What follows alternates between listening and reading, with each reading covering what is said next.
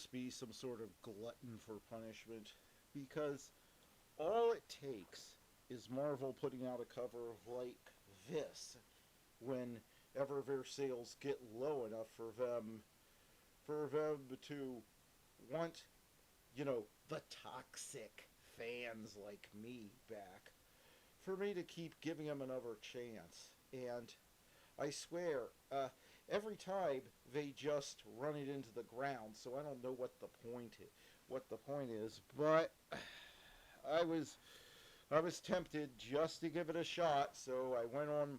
So, and there aren't any comic shops near me. Thanks, Marvel. Yeah, pretty much all the comic book shops in my area are gone because guess what, Marvel? You and DC have run American comics into the ground with storytelling like One More Day.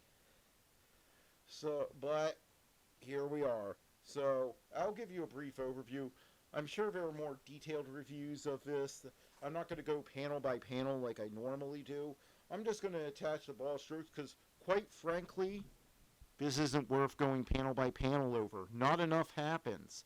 This is a $6 comic book that runs for 45 pages called Ultimate Spider-Man #1, and it doesn't even have Spider-Man in it.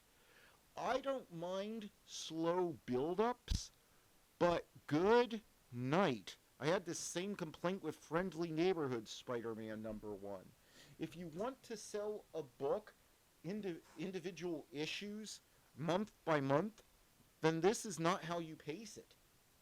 This is not how you do it. That's my main problem with this book. So this is going to be one of the harder reviews I've had to do because I am going to list things that I like about this book. I'm going to tell you things I like about this book. But it's not enough to make it worth $6 in my opinion, or to warrant you spending so much of your time. If this was the beginning of like a trade length special thing that you could buy for like $25, yeah, this would work. And this would be fine, but as something that came out that you paid $6 individually for, and now you have to wait 30 days for it to continue, this isn't something that works for me. And to me, this sums up the problem with American comics. Even when you do get non-politicized writing, even when you do get a premise that fans like, even when you do get good art in their book, still, the way that they decided to pace their books, and the way that and the value you get for dollar versus, say, manga, where for $10 I get over 200 pages and something happens, is not there. It's no wonder comics are dying when this is what they give us, when they're obviously the only reason you would greenlight this book is to bring people like me back into the fold because you want our money, because you're missing it. And yet, this is what you give us. I know it's a cliche, but if you want to do the slow build-up and you don't want to just release a trade, which I think that's what they should do. If this is how their writers are insisting on pacing things and the editors are letting them get away with it, then here's what Marvel and DC need to do. They need to get out of the monthly comic book business. Just get out. And then they just need to release like a 200-page trade paperback length book that every once a year for each title. That's what they need to do. And then they can have the same work schedule, but the fans can just pay $30 a month at the beginning of $30 a year to get a book that they can read in one sitting and not feel like they had their time and money wasted. So let's run down what the book is about, And then I'll tell you why Vipacing is so bad. So I like the basic setup is that a villain called the Maker has been going through. He thinks superheroes are what caused all the problems on Earth. So he's been going through and keeping superheroes from becoming superheroes. And he has something called the Maker Council, which is now trying to control everything on Earth and keep a perfectly peaceful society. So Peter Parker was never bitten by a radioactive spider. He's now so he's so he's now so he's now 36 years old, and he's married to MJ, and he's working at the Daily Bugle with Uncle Ben, who is also working there, and apparently Tony Stark figured out that something was up, and he was trying to do something about it. So the Maker Council just attacked New York City and blew up a huge point of it and framed Tony Stark. So now everybody thinks Tony Stark is this. So Tony Stark is this infamous, domestic terrorist. And Peter and MJ have two kids, Richard and May. It always comes back to being May when Peter has a daughter. I'll just point out, but they don't get enough screen time. They don't get enough time in the comic for me to get a beat on their personalities. I do like the depiction of Peter and MJ's relationship in this, and I do like the fact that this is supposed to be slightly oppressive society, but it's not. But it's supposed to be in the shadows. Like, they're not supposed to realize that somebody's controlling things for them. So that has a very 1970s feel to it, and the artwork definitely captures that. It captures the look and feel of it captures the desaturated look and feel and texture of like a 1970s film, and that special atmosphere that 1970s films have that where they have where it was shot on cheaper film stock because budgets were down, and it sort of makes everything feel just a little bit grainier, a little run down, and like it always looks like maybe it's just stopped raining, outside or something. And we see that Spider-Man not being around is actually good for Jameson's blood pressure. I will give this universe that. Jameson seems to be really chilled out without Spider-Man around, and he and Uncle Ben are old friends now, with Ben being more idealistic and Jameson being more of an idea. Jameson being more of a realist, and more into understanding that newspapers are a business. And there are some great character moments here. I like the dialogue. I like the setup. I even like what most of this book focuses on, which is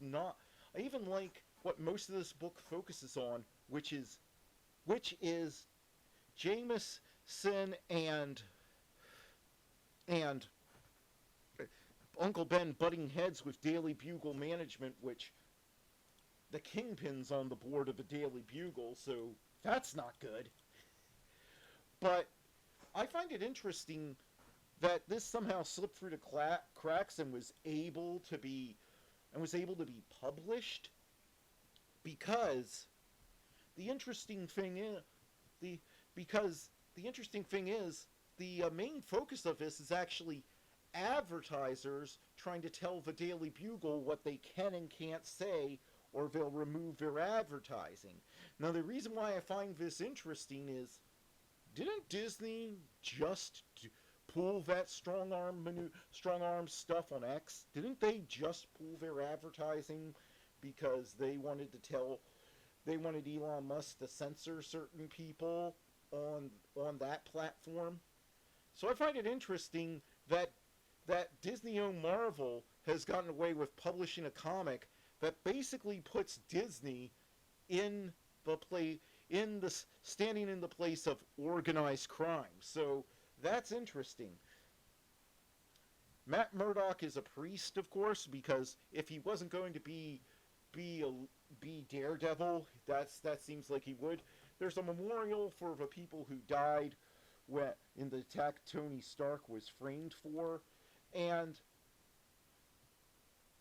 Jameson and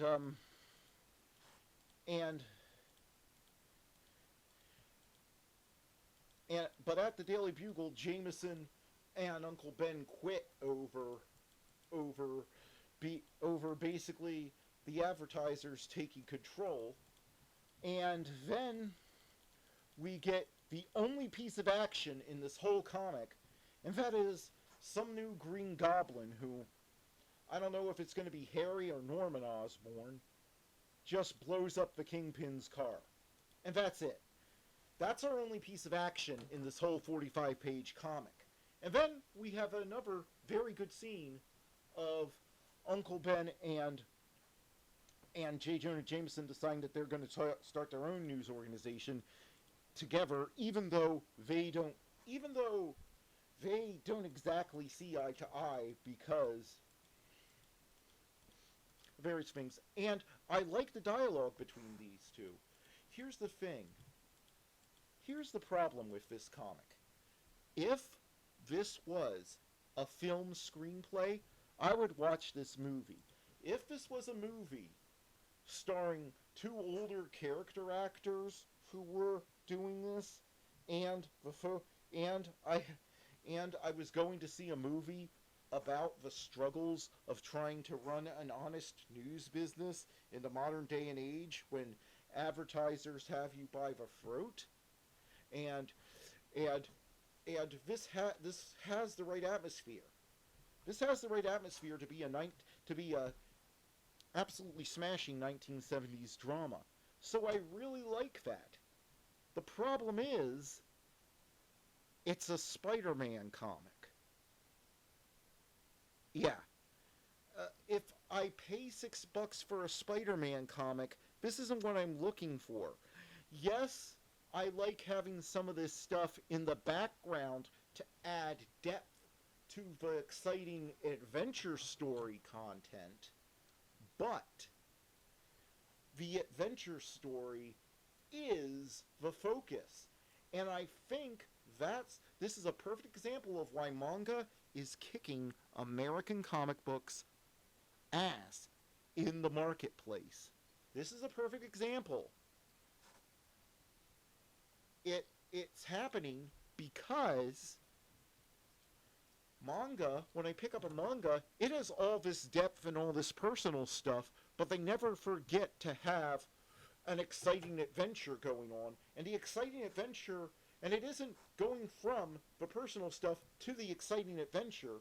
The personal stuff and the storytelling and, is directly tied into the adventure stuff, and it's happening at the same time.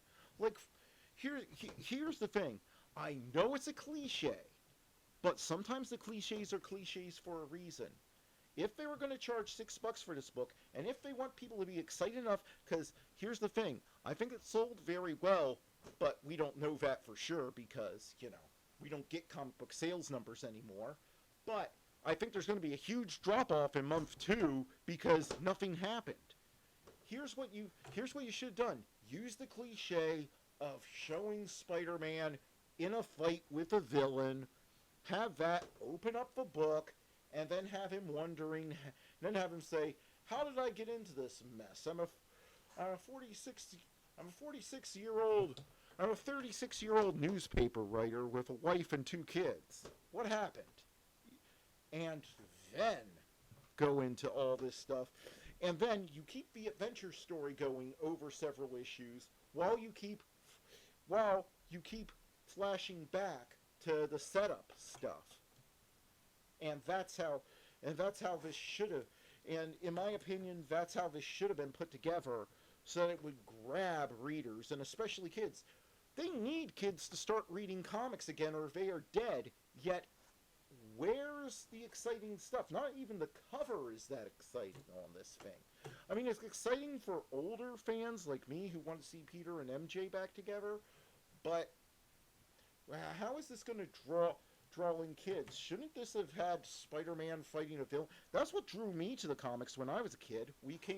I came back to, I was drawn to the comics in my local library and at my local, grocery store that sold comics because of the exciting pictures of Spider-Man, in some sort of aerobatic, battle with a villain of some sort. It's like, what happened to those days? So, yeah. So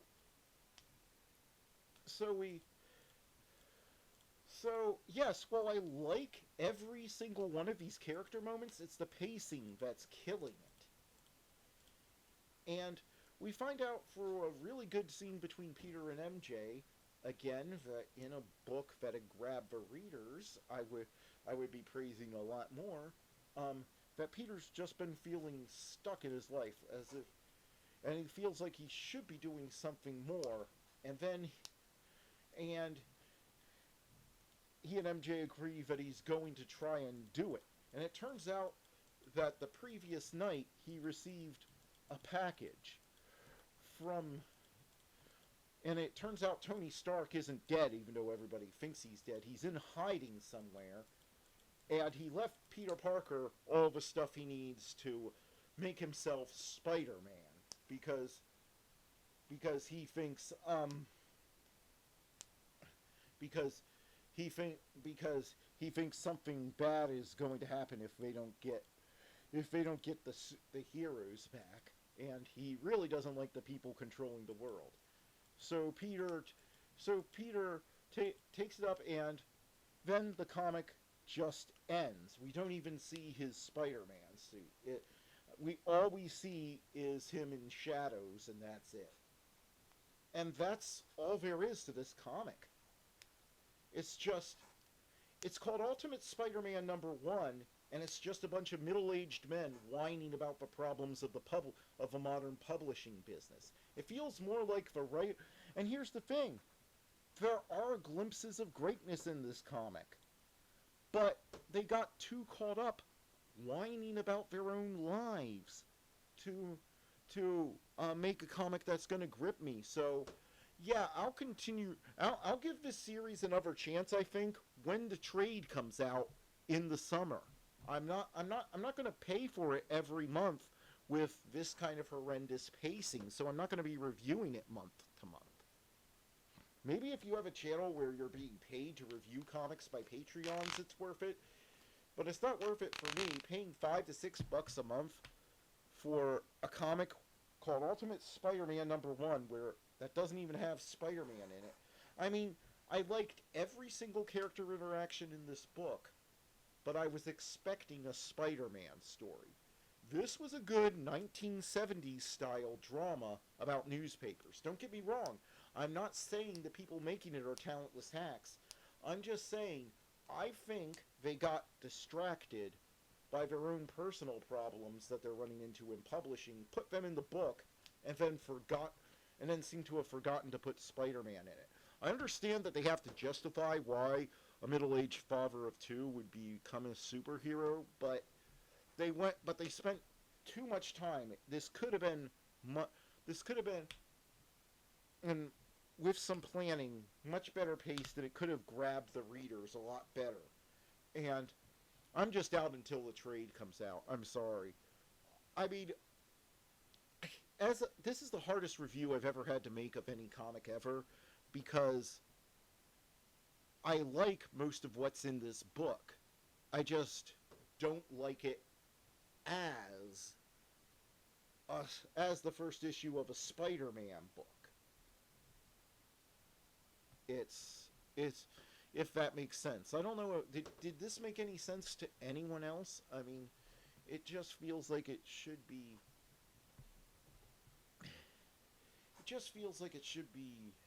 better than it is. It feels like should be more action-packed than it is. It feels like, yeah, I just, yeah. To me, this just shows why, even when comics try to get it right and are actually trying, and aren't complete garbage, they're still miles behind what I've come to expect from manga these days. So that's it. I'll see. I'll let you know what I thought of the rest of this when the trade comes out in, I think, August. Right? All right. Thanks for watching, and I'll see.